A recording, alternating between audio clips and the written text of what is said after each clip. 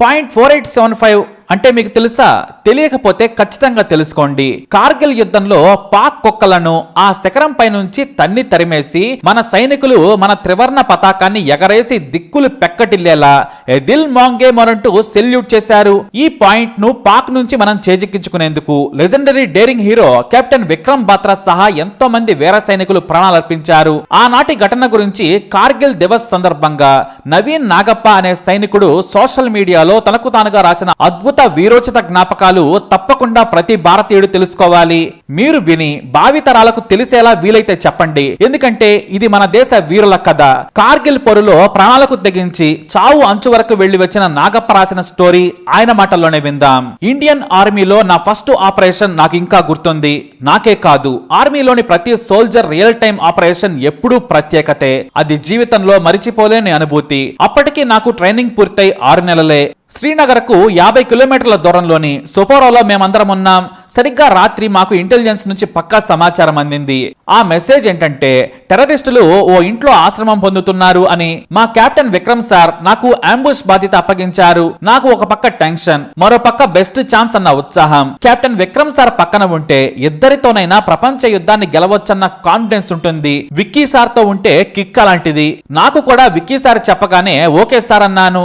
Ambush చేశాం, ఇంటిని చుట్టుముట్టాం. చుట్టూ చీకటి. మా అలికిడిని గమనించి ఉగ్రవాదులు మాపై కాల్పులు జరిపారు. నేను లీడ్ చేస్తున్నాను కాబట్టి ఫ్రంట్ పొజిషన్ లో ఉన్నాను. ఎప్పుడైనా సరే ఫ్రంట్ లో ఉన్న వాళ్ళు ఎక్కువ కాల్పులు జరపాలి, అది కూడా ప్లాన్డ్ గా. కోట్టే ఉగ్రవాది పొచ్చ లేచిపోవాలంతే. ఇది విక్కీ సార్ డైలాగ్. నేను గురి చూసి కాలుస్తున్నాను. చీకట్లో నా ఏకే నుంచి వెళ్లిన బుల్లెట్లు గోడకు రంధ్రం పెట్టి చపక్ చపక్ అనే సౌండ్ వస్తోంది. ఒక క్షణం నాకు ఆలోచనలు చుట్టుముట్టాయి. అదే బుల్లెట్ మనకు తాకితే అనిపించింది. అప్పుడే ఉగ్రవాది తప్పించుకునే ప్రయత్నం చేస్తుండగా అతి ముందుకు వెళ్లి కాల్చితే నిజంగానే ఉగ్రవాది తల పేలిపోయింది. వెనుక నుంచి Vicky sir what a shot అన్నారు. అంత ప్రాణాలు పోయే ఆపరేషన్ లో కూడా విక్కీ సార్ తో ఉంటే ఆ మజాయే వేరు. మొదటిసారి నేను మనిషిని చంపాను. అతను మన శత్రువే, కానీ ప్రాణం తీయడం మొదటిసారి కావడంతో నా మనసులో ఏదో అలజడి. ట్రైనింగ్ లో ఇష్టానుసారంగా భయం లేకుండా టార్గెట్లను కాలుస్తాం. ఎందుకంటే ఎదురుగా కాల్చేందుకు శత్రువు లేడు కాబట్టి. ఫీల్డ్ లో మాత్రం కఠినంగా ఉండాలి. దయా దాక్షిణ్యాలు వదిలేసి ప్రవర్తించాలి. ఏ మాత్రం ఆలోచించినా శత్రువు మనల్ని చంపేస్తాడు. ఆ ఆపరేషన్ లో నా తుపాకీ నుంచి వెళ్లిన బుల్లెట్లు శత్రువును చంపాయి. అది నాకు ఎప్పుడూ స్పెషలే. ఆపరేషన్ అనుభవంతో చాలా రోజులు ఉత్సాహంగా గడిపాను. నా టీంలో హీరోలా గర్వంగా ఆ క్షణాలను అనుభవించాను. కాస్త విరామం దొరకగానే హుబ్లీలోని మా ఇంటికి వెళ్లిపోయాను. అందరితో సాయంత్రం సరదాగా గడుపుతుండగా మా నాన్న ఓసారి టీవీ చూడమన్నాడు. పాకిస్తాన్ నుంచి చొరబాటుదారులు మన కార్గిల్ శిఖరాలను ఆక్రమించారనే వార్తలు టీవీలో చూశాను. మిగ్ను కూడా కూల్చివేశారనే వార్త నాకు డ్యూటీని గుర్తు చేసింది. మన సరిహద్దులు దాటేసి పాక్ సైన్యం వచ్చిందనే వార్తతో సీరియస్నెస్ అర్థమైంది. ఇది యుద్ధ సమయం, వెళ్లాల్సిందే అనుకున్నాను.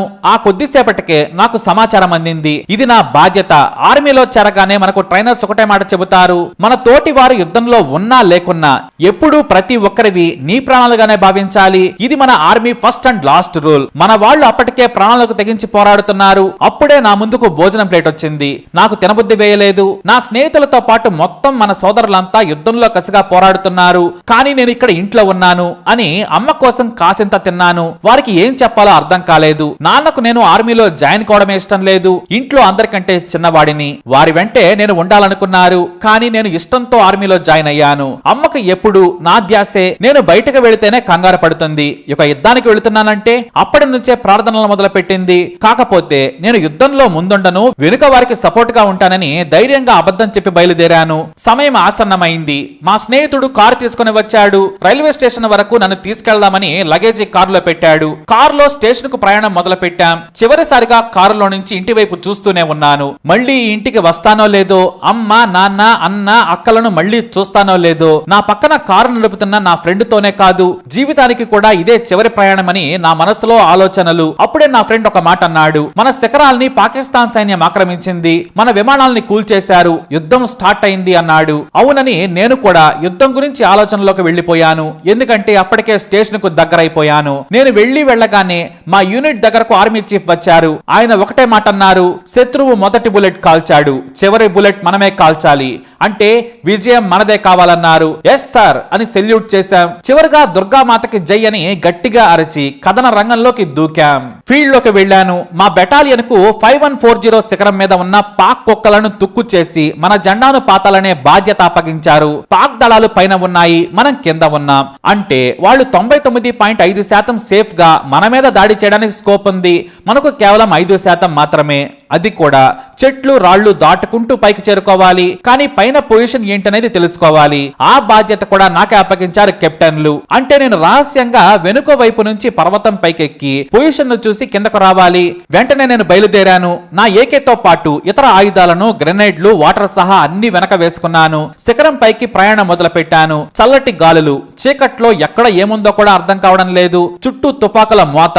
అయినా సరే దేశం కోసం రిస్క్ తప్పదు. మన వాళ్ళు ఒక వైపు నుంచి శత్రువుతో పోరాడుతుంటే నేను వెనుక వైపు నుంచి శిఖరం ఎక్కుతున్నాను. మధ్యలోకి వెళ్లిన తర్వాత ఆక్సిజన్ సరిగ్గా అందడం లేదు. ఊపిరి కష్టమవుతుంది. అయినా సరే పైకి వెళ్ళాను. పాక్ దళాలు రాకెట్ లాంచర్ల నుంచి ఆహారం వరకు అన్ని రెడీగా పెట్టుకుని ఉన్నారు. పొజిషన్లు మొత్తం చూసి కిందకు వస్తూ ఉండగా మంచు మొదలైంది. అప్పటికే ఆలస్యం కావడంతో వేగంగా కిందకు దిగిపోయాను. బేస్ కు చేరుకొని శిఖరం మీద ఉన్న పొజిషన్లు మొత్తం కెప్టెన్ విక్కీ సార్కి చెప్పాను. మన వాళ్ళు వెంటనే ఆపరేషన్ స్టార్ట్ చేశారు. నాకు రూట్ తెలుసు కాబట్టి ఎప్పటికప్పుడు ఆయుధాలు, అమ్యునిషన్ అందించే బాధ్యతలు నాకు అప్పగించారు కెప్టెన్. హోరాహోరీ పోరాటం మొదలు పెట్టారు. నేను తుపాకీ గుళ్ల మధ్య నుంచే మన వాళ్లకు ఆయుధాలు చెరవేస్తున్నాను. ఆ మరునాడు సాయంత్రం వరకు కూడా కెప్టెన్ బాత్రాయే ఏ దిల్ మాంగే మరంటూ గట్టిగా అరుస్తూ ఉన్నారు. మన సైనికులు కేరింతలు పెట్టి మువ్వనెల జెండాను పైకి ఎగరేసి సెల్యూట్ చేశారు. నేను కొండ మధ్యలో ఉన్నాను. నేను కూడా అక్కడ నుంచే సెల్యూట్ చేశాను. అంటే .5140 మీద జెండా ఎగరవేసేశాం. పాక్ దళాలను ఏరి పారేసి కిందకు వచ్చేశారు. ఆ వెంటనే అత్యంత కఠినమైన 4875 పాయింట్ ను ఆక్రమించే బాధ్యత కోసం మళ్ళీ నన్ను పిలిచారు కమాండింగ్ ఆఫీసర్. ఈ కొండ చాలా టఫ్ గా ఉంటుంది. నీకు 120 మంది సైనికులను ఇస్తున్నాను. ఈ ఆపరేషన్ ప్లానింగ్ నుంచి ఇంప్లిమెంట్ మొత్తం బాధ్యత నీదే. ఫుల్ పవర్స్ ఇస్తున్నాను అన్నారు. నాకు ఆ మాటలు వినగానే కళ్ళ వెంబడి నీళ్లొచ్చాయి. నా భావోద్వేగం గమనించారా ఏమో. ఏమంటావని గట్టిగా అన్నారు ఆఫీసర్. ఎస్ సార్ అన్నాను. నాకంటే ఎంతో మంది సీనియర్లు, అనుభవం ఉన్నవారు ఉన్నారు. నా సర్వీస్ అనుభవం 6 నెలలే. కానీ అందరిలో ఉన్న పట్టుదల, మీలో ఉన్న స్పిరిట్ నాలోనూ ఉన్నాయి. నేను రెడీ సార్ అని సెల్యూట్ చేశాను. ఇక కమాండింగ్ ఆఫీసర్ కు సెల్యూట్ చేసి వచ్చాను. కానీ బాధ్యత పెద్దది. తేడా వస్తే నా పరువు ఏమవుతుంది? నా జవాన్లను కాపాడుకోగలనా అనే భయం నాలో ఉంది. ఎందుకంటే నా టీంలో అంతా నాకంటే సీనియర్లే. కానీ నాలోని పట్టుదల, మొండితనం చూశారు. శిఖరం పైకెక్కి దిగి మళ్లీ ఆపరేషన్ లో పాల్గొన్న నా సాహసం మెచ్చారు. ఇది నాకు గొప్ప అవకాశం అనుకొని నాకు నేనే సమాధానం చెప్పుకున్నాను. ఆపరేషన్ కు ముందు కాసంత సమయం తీసుకున్నా. ఇది చాలా రిస్క్ ఆపరేషన్. అందరూ భావోద్వేగంలో తమ వారిని గుర్తు చేసుకుని లేఖలు రాస్తూ ఉన్నారు. కొంతమంది పిల్లల ఫోటోలు చూసి కన్నీళ్లు పెట్టుకుంటున్నారు. మరి కొంతమంది అమ్మా నాన్న ఫోటోలను స్పర్శిస్తున్నారు. నేను కూడా ఓ లేఖ రాశాను. కానీ నా మనసంతా నాకు అప్పగించిన పని మీద ఉంది. నేను రెడీ అవుతుంటే నా ఫ్రెండ్ శ్యామ్ సింగ్ వచ్చాడు. భయ్యా నేను వస్తాను మీతో అన్నాడు. నీకు జ్వరంగా ఉంది, నీరసంగా ఉన్నావు, ఈ ఒక్కరోజు రెస్ట్ తీసుకో, కోలుకుంటావన్నాను. కానీ ఫ్రెండ్ మాటలు నాకు ఇంకా గుర్తున్నాయి. భయ్యా ఎంతో సంతోషంతో మీతో ఉన్నాను. మీ అందరూ నాకు తోడబుట్టకపోయినా సరే నాకు ప్రాణ సమానమైన సోదరులు. మీరంతా ఇప్పుడు కష్టాల్లో ఉంటే నేను జ్వరం వంకతో ఇలా ఎక్కడ పడుకుంటాను? మిమ్మల్ని ఇలా ఒంటరిగా వదిలేయలేను. నేను వస్తాను, నన్ను అనుమతించమని బ్రతిమలాడాడు. నేను ఎంత చెప్పినా వినలేదు. సరే అని వచ్చేయమన్నాను. మా కెప్టెన్ విక్రమ్ బాత్రా ఎంటర్ అయ్యారు. నా ఆపరేషన్ గురించి మొత్తం అడిగారు. అప్పుడే శ్యామ్ సింగ్ గురించి చెప్పాను. వెంటనే అతన్ని చూసి రారా కమాన్ అంటూ కౌగిలించుకున్నారు. మళ్ళీ చూస్తామో లేదో అంటూ అందరినీ హత్తుకున్నారు బాత్రా. చెప్పాను కదా, కెప్టెన్ విక్కీ పక్కన ఉంటే 10,000 వాట్ల ట్రాన్స్ఫార్మర్ అయినా సరే ముద్దాడొచ్చు. That is captain Vikram. ఇక నా వైపు నుంచి నేను రంగంలోకి దిగాను. మా టీం కు జాగ్రత్తలు చెప్పి కొండ మీదకు ఎలా వెళ్లాలో పొజిషన్స్ ఇచ్చాను. కానీ అన్నింట్లోకెల్లా .4875 చాలా టఫ్, నిటారుగా ఉంటుంది. జస్ట్ అలా జారినా సరే అంతే సంగతులు. శత్రువు బుల్లెట్ తగలకపోయినా ప్రాణాలు పోతాయి. ఆయుధాల బరువుతో రాత్రి సమయంలో వేట మొదలు పెట్టాం. AK-47లతో నిప్పులు కురిపించాం. శత్రువు బంకర్ల జాడ దొరికింది. ఒక్కో బంకర్ ను ఖాళీ చేయించాం. కానీ బంకర్ దొరకగానే సంతోషం కాదు. శత్రువు చనిపోయే ముందు కూడా అలర్ట్ గా ఉంటాడు.